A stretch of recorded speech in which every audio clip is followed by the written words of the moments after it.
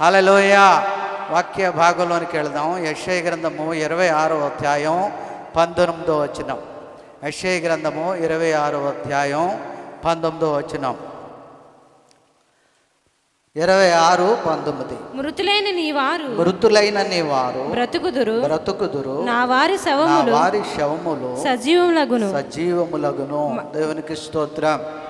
హల్లెలూయా.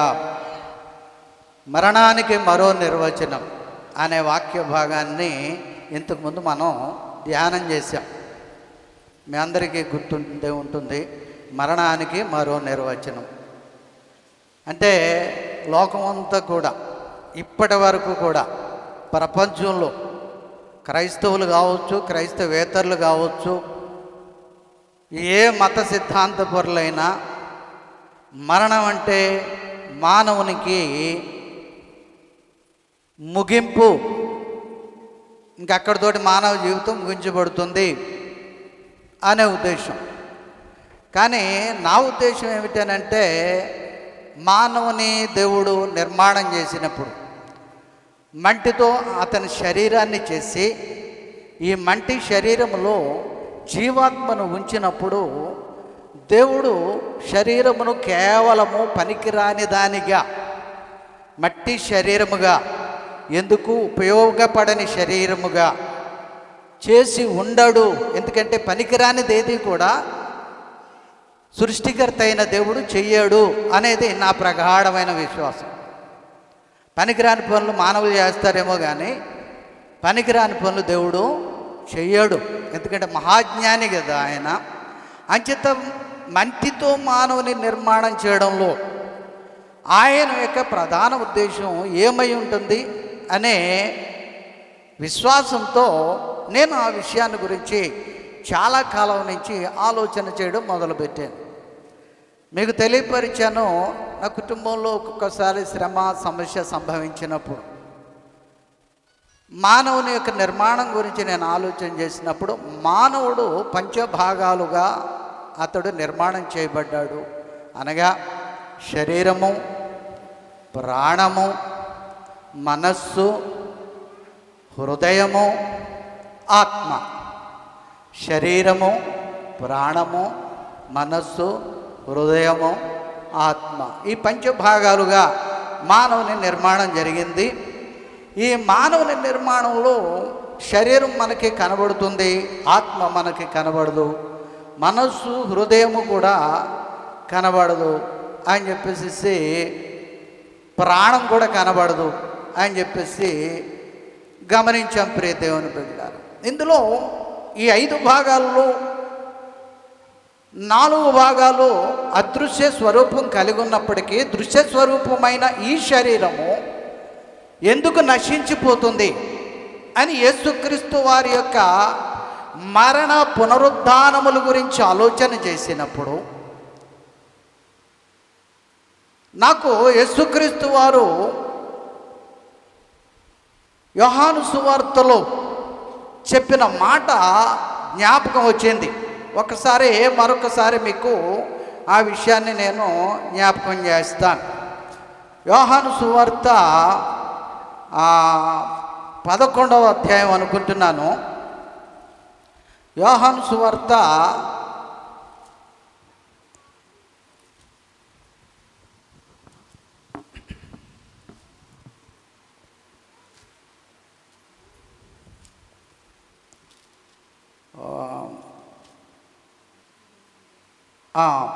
11వ అధ్యాయం 25-26 వచనాలు మనం చదువుకున్నాం గత పాఠంలో. అందుకు యేసు, నేనే పునరుత్థానమును జీవమునై ఉన్నాను, నా యందు విశ్వాసముంచువాడు చనిపోయినను బ్రతుకును, బ్రతికి నా యందు విశ్వాసముంచువాడు ఎన్నటికీ చనిపోడు. దేవునికి స్తోత్రం. హల్లెలూయా. 2 భాగాలు, పునరుద్ధానము, జీవము. పునరుద్ధానం తిరిగి బ్రతకడం, జీవము చనిపోకుండా పరలోకానికి వెళ్ళడం. ఎందుకంటే కింది భాగంలో చెప్తా ఉన్నాడు, నా యందు విశ్వాసం ఉంచు వాడు చనిపోయినను బ్రతుకుతాడు అని అంటున్నాడు. రెండవదిగా బ్రతికి నా యందు విశ్వాసం ఉంచువో ప్రతివాడు ఎన్నటికీ చనిపోడు. ఆ విధంగా చనిపోకుండా పరలోకానికి వెళ్ళిన ఇద్దరు వ్యక్తుల్ని పరిశుద్ధ లేఖనంలో మనం చూసాం.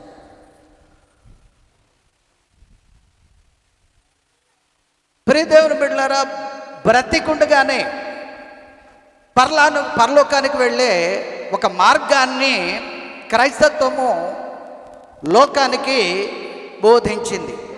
అలాగూ బ్రతికి ఉండగా పరలోకానికి వెళ్ళిన వ్యక్తులు మనకి పరిశుద్ధ లేఖనంలోనే కనబడుతూ ఉన్నారు. ఇక చనిపోయినను బ్రతుకును అనే మాట లాజర్లో మనం చూస్తూ ఉన్నాం. అలాగే యేసుక్రీస్తు ప్రభువారు కూడా చనిపోయిన వారిని బ్రతికించిన సందర్భాలు కూడా ఉన్నాయి. అంచేత చనిపోయినను బ్రతుకుతారు.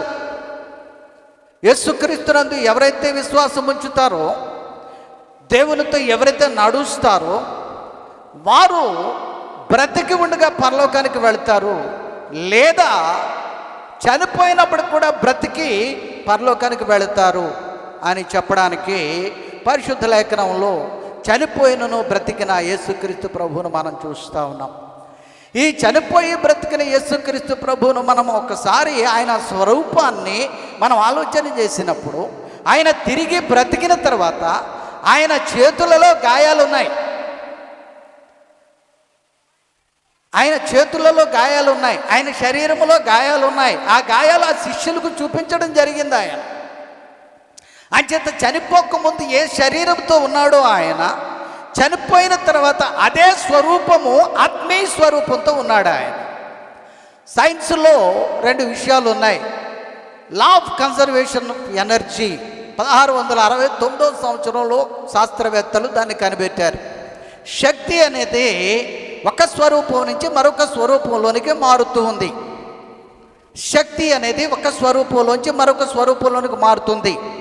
ఈ శక్తిని, ఈ ఎనర్జీని ఎవరు పుట్టించలేరు, ఎవరు నాశనం చేయలేరు అనే దాన్నే law of conservation of energy. దీన్ని నేను చదువుకునేటప్పుడు నా బాల్య దశ నుంచి కూడా ప్రగాఢంగా నమ్మిన నా విశ్వాసం ఏమిటంటే ఈ శక్తి స్వరూపమే దేవుడు అని నమ్మాను నేను. అప్పుడు నాకున్న జ్ఞానాన్ని బట్టి ఈ శక్తి స్వరూపమే దేవుడు, అందుచేతనే సైన్స్ని ఎక్కువగా నమ్మాను ఆ రోజుల్లో నాకున్న జ్ఞానాన్ని బట్టి. అయితే తర్వాత యేసుక్రీస్తు ప్రభు వారి యొక్క పునరుద్ధానాన్ని గురించి నేను ఆలోచన చేసినప్పుడు నాకు అర్థమైంది ఏమిటంటే లా ఆఫ్ కన్జర్వేషన్ ఆఫ్ ఎనర్జీయే కాదు, law of conservation of matter అనగా మాస్ అనేది కూడా ఉంది అనే విషయం నాకు అర్థమైంది. మ్యాటర్ అనగా పదార్థము ఒక స్వరూపంలో నుంచి ఒక స్వరూపంలోనికి మారిపోతుంది. పదార్థము ఒక స్వరూపంలో నుంచి మరొక స్వరూపంలోనికి మారుతుంది. నిజానికి మానవుణ్ణి సమాధి చేసినప్పుడు మానవుని యొక్క మట్టితో చేయబడిన ఈ శరీరము తిరిగి మట్టి అయిపోతుంది, అంటే మట్టిలోనికి మారిపోతుంది. మట్టితో పుట్టిన మానవుడు మట్టిలోనికి మారుతాడు. అయితే అలాగూ మారినప్పుడు అది పూర్తిగా మానవుని యొక్క స్వరూప నాశనమా అనే ఆలోచన చేసినప్పుడు, యేసుక్రీస్తు వారు పునరుద్ధానం పొందినప్పుడు ఆయన స్వరూపం మారనప్పుడు మనము పునరుద్ధానం పొందితే మన స్వరూపము ఎందుకు మారిపోతుంది అనే అనుమానం నాకు వచ్చింది. ప్రియ దేవుని బిడ్డలారా, దేవునికి స్తోత్రం చెప్దాం. అంటే మానవుని యొక్క శరీరాన్ని దేవుడు నిర్మాణం చేస్తున్నప్పుడు అది పనికిరానిదిగా మన్నైనది వెనుకటి వల్లనే మంటికి చేరుతుందని సొలొమోను ప్రసంగి గ్రంథంలో చెప్పినట్టుగా అది సంపూర్ణ విషయము కాదు. అది కేవలము సొలొమోను యొక్క జ్ఞానము మాత్రమే. కానీ మానవుని యొక్క శరీరము మ్యాటర్ మారుతుంది తప్ప స్వరూపం మారదు. ఎందుకంటే తన పోలిక చొప్పున, తన స్వరూపము చొప్పున దేవుడు మానవుణ్ణి నిర్మాణం చేసినప్పుడు ఆ పోలిక, ఆ స్వరూపం మానవుల్లో ఎందుకు మారిపోతుంది అని నేను ఆలోచన చేశాను. దేవుని బిడ్డలారా, దేవునికి స్తోత్రం. అప్పుడు పునరుద్ధానం యొక్క అర్థం నాకు అర్థమయ్యింది. మానవుడు మట్టిలో కలిసిపోడు. మానవుని యొక్క జీవితం మట్టితోనే అంతంగా, మరి అట్లాంటప్పుడు మానవుడిని ఎందుకు సృష్టించాడు మట్టితో అని ఆలోచన చేసినప్పుడు అపోస్తలుడైన పౌలు ఈ యొక్క శరీరము దేవుని మందిరముగా ఉండడానికి నిర్మాణం చేశాడని చెప్పేసి రోమపత్రిక 8:11 వ్రాసిన సందర్భాన్ని మనం గతంలో జ్ఞాపకం చేసుకున్నాం. ఒకసారి ఆలోచన చేద్దాం. కొరింథీ పత్రిక 6వ అధ్యాయం 19వ వచనాన్ని చూద్దాం. మొదటి పత్రిక అపోస్తలుడైన పౌలు రాసిన మీ దేహము నీ దేహము దేవుని వలన మీకు అనుగ్రహింపబడి మీలోనున్న పరిశుద్ధాత్మకు ఆలయమై ఉన్నదని మీరు ఎరుగరా. ఇక్కడ చాలా స్పష్టంగా అపోస్తలుడైన పౌలు వ్రాస్తా ఉన్నాడు. మీ దేహము అనగా ఈ శరీరము ఎవరి వల్ల అనుగ్రహించబడింది? దేవుని వలన మనకు అనుగ్రహించబడి మనలో ఉన్న పరిశుద్ధాత్మకు ఆలయము. అంటే చాలా విలువైనది. ఆలయం అంటే చాలా విలువైనది. ఏ ఆలయమైనా కానివ్వండి, ఏ మత సంబంధమైన ఆలయమైనా కానివ్వండి, మానవులు ప్రతి ఆలయాన్ని కూడా చాలా పవిత్రంగా భావిస్తారు, చాలా పరిశుద్ధంగా ఉండాలని కోరుకుంటారు. మానవుని యొక్క జీవితం కంటే కూడా, మానవుని యొక్క అవసరతల కంటే కూడా, మానవుని యొక్క కోరికల కంటే కూడా, మానవుని జీవనం కంటే కూడా ఆలయానికి ఎక్కువ ప్రాధాన్యత మానవులు ఇస్తారు. పౌలు అంటాడు, ఈ దేహము పరిశుద్ధాత్మకు ఆలయము. దేవునికి స్తోత్రం చెప్పండి. మన దేహము ఎవరికి ఆలయం చెప్పండి? దేవునికి ఆలయం. సజీవమైన రాళ్లతో కట్టబడిన దేవుని మందిరము అంటాడు మరొక చోట. సజీవమైన రాళ్లతో కట్టబడిన దేవుని మందిరము. అందుకే యేసుక్రీస్తు ప్రభు ఒక చోట అంటాడు, హృదయం అనే తలుపు వద్ద నేను నిలుచుండి తట్టుచున్నాను, ఎవరైనా తలుపు తెరిచి నన్ను చేర్చుకుంటే వారిలో నేను ఉంటాను, నేను వారిలో ఉంటాను, వారు నాలో ఉండాలి. ఎంత ప్రాముఖ్యత అండి దేహానికి. అంటే దేహము పవిత్రమైనదిగా ఉండాలి, దేహము మందిరముగా ఉండాలి అని చెప్పేసి మనము ఆలోచన చేస్తూనే కొరింథీ పత్రిక 3వ అధ్యాయంలో మరొక మాటను కూడా మనం చదువుకున్నాం. ఆ రోజు కొరింథీ పత్రిక 3వ అధ్యాయం 16వ వచనం చదువుదాం. మీరు దేవుని ఆలయమై ఉన్నారనియు దేవుని ఆత్మ మీలో నివసించుచున్నాడనియు మీరు ఎరుగరా. ఎవడైనను దేవుని ఆలయమును పాడు చేసిన ఎడల దేవుడు వానిని పాడు చేయును. దేవుని ఆలయము పరిశుద్ధమై ఉన్నది, మీరు పరిశుద్ధులై ఉన్నారు. దేవునికి స్తోత్రం. హల్లెలూయా. చాలా జాగ్రత్తగా గమనించండి. ఎవరైనాను దేవుని ఆలయాన్ని పాడు చేసిన ఎలా దేవుడు వానిని పాడు చేయను. ఈ దేహము దేవుని ఆలయం అయినప్పుడు ఈ దేహానికి తీసుకునే ఆహారం విషయంలో కానీ, ఈ దేహానికి ధరించే వస్త్రముల విషయంలో కానీ, ఈ దేహానికి పూసుకునే సుగంధ ద్రవ్యముల విషయంలో కానీ, ఈ దేహానికి సంబంధించిన అలంకరణలో కానీ, ఏ విషయంలోనైనా సరే పరిశుద్ధత పాటించాలి అని ప్రస్ఫుటంగా మనం ఇక్కడ చూస్తాం. తీసుకునే ఆహారం పరిశుద్ధంగా ఉండాలి, పవిత్రంగా ఉండాలి. ధరించే దుస్తులు పవిత్రంగా ఉండాలి. ధరించే సుగంధ ద్రవ్యాలు లేక అలంకరణలు అవి పవిత్రమైనవిగా ఉండాలి. మాట్లాడే మాటలు పవిత్రముగా ఉండాలి. నడిచే నడత పవిత్రంగా ఉండాలి. చూచే చూపు పవిత్రంగా ఉండాలి. ఆలోచన చేసే ఆలోచనలు పవిత్రంగా ఉండాలి. ఈ దేహము దేవుని ఆలయము గనుక దీనిని పవిత్రంగా మనం కాపాడుకోవాలి. దేవుని బిడ్డలారా, దేవునికి స్తోత్రం చెప్తామా? హల్లెలూయా. మీకు అర్థమైందా ఎందుకు త్రాగకూడదు, ఎందుకు పనికిరాని వస్తువులు తినకూడదు, ఎందుకు పనికిరాని పనులు చేయకూడదు, ఎందుకు పనికిరాని నడత నడవకూడదు, ఎందుకు పనికి మాలిన ఆలోచనలు చేయకూడదు, ఎందుకు పనికిరాని పనులు చేయకూడదు అని మనం ఆలోచన చేసినట్లయితే దేహమునకు క్రమమును నేర్పించడం ఎందుకు అవసరమంటే దేహాన్ని పవిత్రంగా కాపాడుకోవడానికి. దేవునికి స్తోత్రం చెప్దామా? ఎవరైనాను దేవుని యొక్క మందిరాన్ని పాడు చేసిన ఎడల దేవుడు వానిని పాడు చేయును. మనం పాడవుతున్నామా బాగుపడుతున్నామా ఆలోచించవలసిందిగా మనవి చేస్తూ ఉన్నాను దేవుని బిడ్డలారా. గమనించాలని మనం చేస్తూ ఉన్నాం. ఇవాళ ఇంగ్లాండ్లో మనం చూస్తే చాలా చర్చెస్ క్లోజ్ చేశారండి. ఎందుకంటే చర్చికి వెళ్ళాల్సిన అవసరం లేదని వాళ్ళు ఆలోచన చేశారండి. ఎందుకు చేశారు అని అంటే మీడియాలో దేవుని వాక్యం వస్తుందండి. పాస్టర్ గారు మీరు దశంభాగాలు పంపించండి చాలు, వాక్యం టీవీలో చూసుకోండి, రేడియోలో వినండి, మందిరానికి రావాల్సిన పని లేదు. దశంభాగాలు పంపిస్తే చాలు. ఆర్గనైజేషన్స్ నడుస్తూ ఉన్నాయి, నెల నెల దశంభాగాలు చెక్కులు వచ్చేస్తూ ఉన్నాయి. చెక్కులతో కూడా పని లేదు ఇవాళ. ప్రియ దేవుని బిడ్డలారా, ఫోన్ పేలు వచ్చేసాయి, డిజిటల్ కరెన్సీ వచ్చేసింది, డిజిటల్ దశంభాగాలు కూడా వచ్చేసాయి. డిజిటల్ దశంభాగాలు, దేవునికి స్తోత్రం. ఏ దశంభాగాలు? పాస్టర్ గారికి ఫోన్ పేలు పంపిస్తే చాలు దశంభాగం.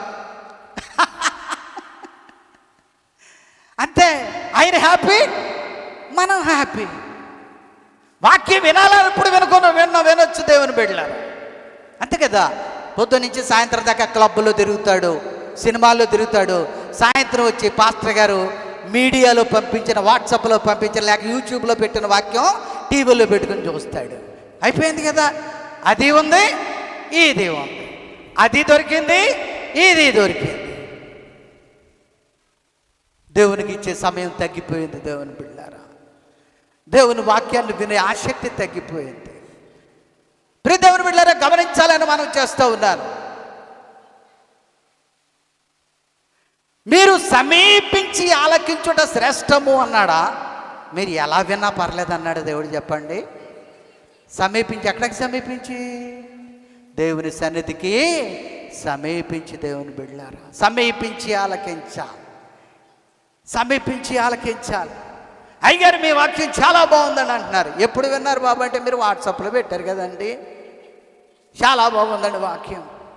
అదేంటండి బాబు ఇవాళ మీరు గుడికి రాలేదంటే, మరి కెమెరా పెట్టారు కదండి, కెమెరాలో తీశారు కదండి, ఆ వాక్యం పెట్టారు కదండి, మనం కూడా పెడుతున్నాం. ఏం చేస్తాం? నలుగురు నడిచే దారి నలుగుతుందట. చివరికి మందిరాలు కూడా మూతబడిపోయే పరిస్థితి వచ్చింది. దేవుని బిడ్డలారా, ఇటుకలతో కట్టబడిన ఈ మందిరం మూతబడవచ్చు, కానీ సజీవమైన రాళ్లతో కట్టబడిన ఈ మందిరము మూతబడే పరిస్థితులు వచ్చాయి. గమనించాలని మనవి చేస్తూ ఉన్నా. దేవునికి స్తోత్రం చేద్దామా? హల్లెలూయా. ప్రియ దేవుని బిడ్డలారా, గల్తీ పత్రికలో మనం చూసాం, ఈ శరీరాన్ని పాడు చేసేవి ఎన్ని రకాలు ఉన్నాయటండి. ఎన్ని రకాలు ఉన్నాయట? గల్తీ పత్రిక 5వ అధ్యాయంలో మనం గమనించాం. ఎన్ని ఉన్నాయటండి శరీరాన్ని పాడు చేసేవి? జారత్వము, 5వ అధ్యాయం 19వ వచనం, జారత్వము, అపవిత్రత, కాముకత్వము, విగ్రహారాధన, అభిచారము, ద్వేషములు, కలహము, మత్సరములు, క్రోధములు, కక్షలు, భేదములు, విమతములు, అసూయలు, మత్తతలు, అల్లరితో కూడిన ఆటపాటలు. 15 రకాల అవలక్షణాలు దేహాన్ని అనగా మన మందిరాన్ని పాడు చేసేవిగా ఉన్నాయి. దేవుని బిడ్డ, అసలు నేను ఒక ప్రశ్న వేస్తా. ఏ వ్యక్తి అయినా, క్రైస్తత్వంలో ఉన్న వ్యక్తి, అయ్యో నా దేహము మందిరమే అని ఎప్పుడైనా అనుకున్నాడా? నా మందిరము దేవాలయం అని ఎప్పుడైనా అనుకున్నాడా? నాకు తెలిసి బహుశా ఎవరు అనుకునే ఉండరనే అనుకుంటున్నాను. నాకు మాత్రం ఎప్పుడు వచ్చింది ఈ ఆలోచన? ఈ దేహాన్ని గురించి ఆలోచించినప్పుడు వచ్చింది ఆలోచన. అసలు ఈ పనికిమాలిన దేహాన్ని దేవుడు ఎందుకు సృష్టించాడు? మళ్ళీ దేన్ని ఎందుకు శిక్ష వేస్తానంటున్నాడు? ఎవరు సృష్టించమన్నారు? ఎవరు పరలోకం ఇమ్మన్నారు? ఎవరు నరకం ఇమ్మన్నారు? ఈ దేహం వల్లే కదా ఈ పాపం అంతాను. ఈ దేహాన్ని ఇచ్చి నువ్వు పాపం చేసావు, నేను శిక్షిస్తానని దేవుడు ఎందుకన్నాడు? చెప్పాను కదా, నేను రాడికల్ క్రిస్టియన్ని. ఎవరి మాట ఎన్నో ఆడంతే అనుకుంటారు నన్ను చూసి చాలామంది. విన్నో, ఎందుకంటే నాకు దేవుని మీద అపారమైన నమ్మకం. ఆయన పనికిమాలిన దాన్ని సృష్టించేవాడు కాదు. దేవాలయంగా ఉండవలసిన నీ దేహాన్ని 15 రకాల అవలక్షణాలతో పాడు చేసుకుంటున్నావు దేవుని బిడ్డ. గమనించాలని మనవి చేస్తా ఉన్నాను. దేవునికి స్తోత్రం. చివరికి దేహం ఎక్కడికి వెళ్ళిపోతుంది? మట్టిలోకి పోతుంది. ఎక్కడికి వెళ్ళిపోతుంది? మట్టిలోకి పోతే ఏం చేస్తున్నాం? సమాధి చేస్తున్నాం. ఏం చేస్తున్నాం? మన అంశం ఏమిటంటే మరణానికి మరో నిర్వచనం. మన అంశం ఏమిటి చెప్పండి? ఇక్కడ పాయింట్ మనం గమనించాలి. ఏమిటి సమాధి? ఏమిటి సమాధి? సమాధికి తీసుకెళ్ళేటప్పుడు ఈ వారంలో సమాధి చేశాను నేను, పోయిన వారంలో ఒక సమాధి చేశాను. అందరం సమాధికి వెళ్ళేటప్పుడు పాడేవాళ్ళం, పరదేశులమ్మో ప్రియులారా మన పురమిది కాదెప్పుడు, నిజముగా పురమిది కాదెప్పుడు. దేవునికి స్తోత్రం చెప్పండి. శ్రద్ధగా వింటున్న వారు దేవునికి స్తోత్రం చెప్పండి. కొద్ది నిమిషాల్లో ముగించేయండి అన్నవారు దేవునికి స్తోత్రం చెప్పండి. మా నాన్నగారు పాడుతూ ఉండేవారు పాట, భలే ఇష్టం నాకు ఆ పాట. ఎందుకో దేహముపై ప్రేమ, ముందు ఇది శాశ్వతమాయేమి లేదు నీకు. ఎందుకో దేహముపై ప్రేమ, దేహమనగా ఇది ఒక మట్టి బొమ్మ, దీని రూపము దేవుడే సుమ్మా. దేహమనగా ఇది ఒక మట్టి బొమ్మ, దీని రూపము దేవుడే సుమ్మా. ఇహలోకయాత్రలు విజ్ఞాన శాస్త్రములు, ఇహలోకయాత్రలు విజ్ఞాన శాస్త్రములు, మహాభోగి యోగులంతా మట్టిపాలై. మట్టిపాలేనా? కాదు దేవుని బిడ్డలారా, మనం మట్టిపాలైపోవడానికి దేవుడు సృష్టించలేదు. 2 మార్గాలు మన ముందు పెట్టాడు. నువ్వు బొందుతో వస్తావా, బొందు మిగిల్చేసి ఆత్మీయ శరీరంతో నా దగ్గరికి వస్తావు. ఎట్టగో అట్టగా నువ్వు నా దగ్గరికి రావాలి. హల్లెలూయా. నువ్వు ఎట్టగో గట్టగా నా దగ్గరికి రావాలి. 2 మార్గాలు నీ ముందు పెడుతున్నాను. నువ్వు బొందుతో రా, ఓకే, తీసుకుపోతా. ఈ బొందు మిగిల్చేసి వస్తావా, రా, తీసుకుపోతా ఆత్మీయ దేహంతో అంటున్నాడు దేవుడు బిడ్డలారా. దేవునికి స్తోత్రం. హల్లెలూయా. కొంతమందికి వాళ్ళ స్వరూపం అంటే వాళ్ళకి ఇష్టం ఉండదు. నేను అందంగా లేను అనుకుంటారు చాలామంది. ఏమనుకుంటారు చెప్పండి? అందంగా లేను అనుకుంటారు చాలామంది. కాకి పిల్ల కాకికి అంటే ఎవరికి ముద్దు? అది తల్లిదండ్రికి ముద్దు కదా. తల్లిదండ్రేనా మానవుని సృష్టించింది? ఎవరికి ముద్దు? దేవునికి ముద్దు. ఎవరికి ముద్దు మనం చెప్పండి? సృష్టికర్తకు ముద్దు మనం. ఎందుకంటే మనల్ని సృష్టించిన వాడు, తల్లి గర్భంలో రూపించిన వాడెవరు? మనం పుట్టక ముందే మన గురించి, మన జీవితం గురించి ప్రణాళిక వేసిన వాడెవరు? అది నీ దేహము కనుక నీ దేహముతో దేవునిని మహిమపరచు.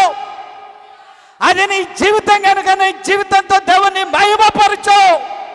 అది నీ మాట కనుక నీ మాటతో దేవుని మహిమపరచు. అది నీ క్రియ కనుక నీ క్రియతో దేవుని మహిమపరచు. హల్లెలూయా. అంచేత ప్రియ దేవుని బిడ్డలారా, మరణాన్ని మరో పేరుతో పిలవాలని నేను ఆశపడుతూ ఉన్నాను.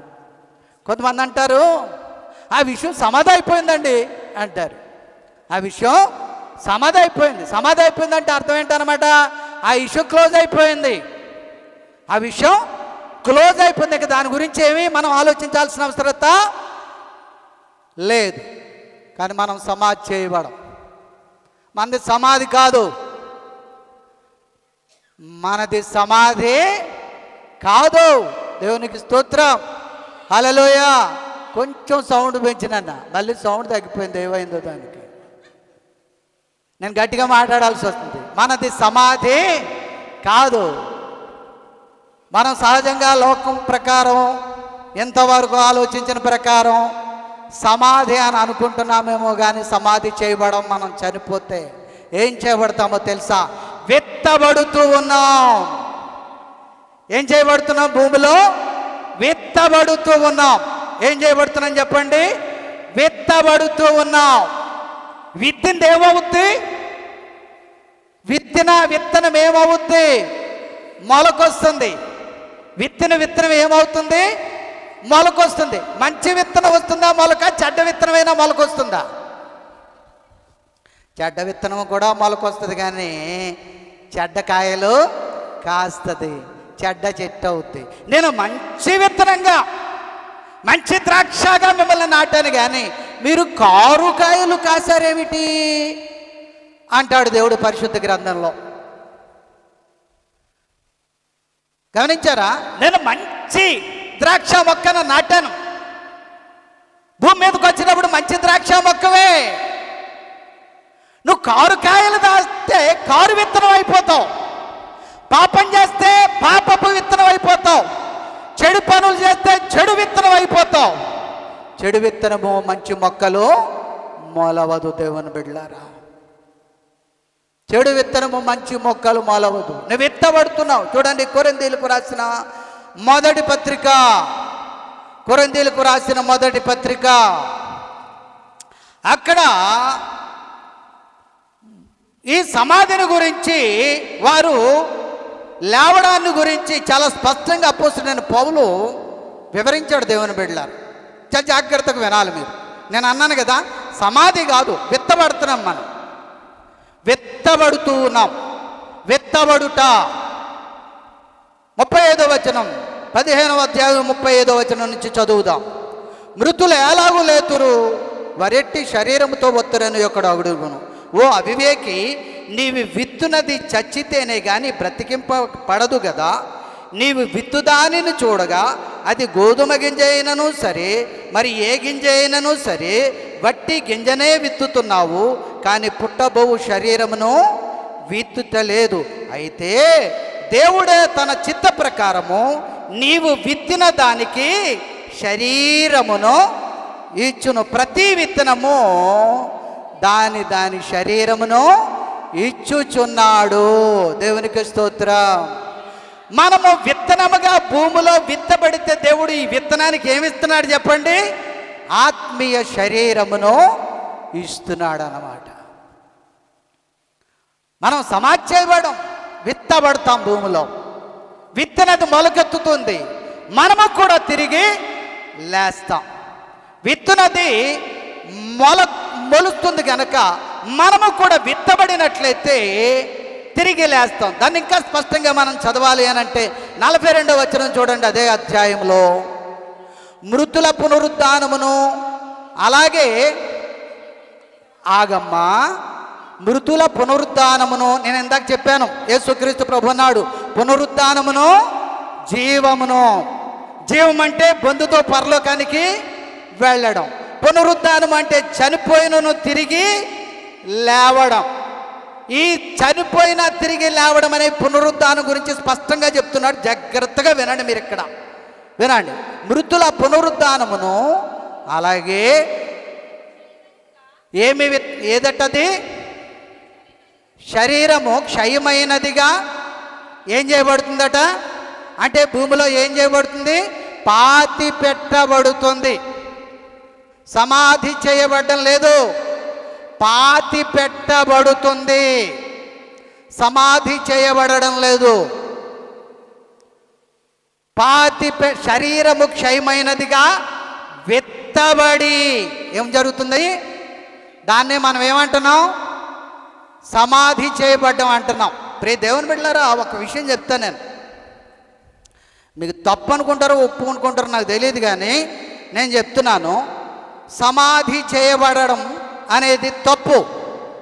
విత్తబడి, శరీరము క్షయమైనదిగా విత్తబడి అనగా విత్తనము వలె పాతి పెట్టబడి అక్షయమైనదిగా.